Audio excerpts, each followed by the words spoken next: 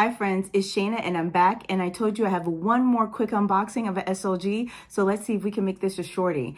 I was online late one night, about 3 o'clock in the morning, and I saw one of the most coveted SLGs was available.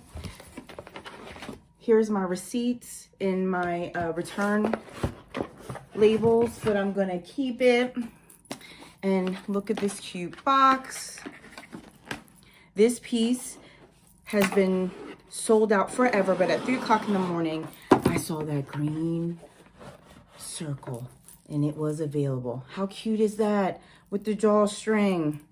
It is none other than the Toiletry 15. How cute is this?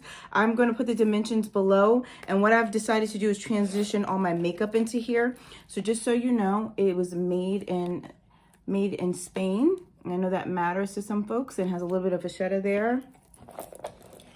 I will give you a label, the code, so if you want it. As you know, it's coated canvas on the outside in a man-made lining that is wipeable. I'm excited to see, and I'll do another video letting you know what fits in it, how I like it, how I use it.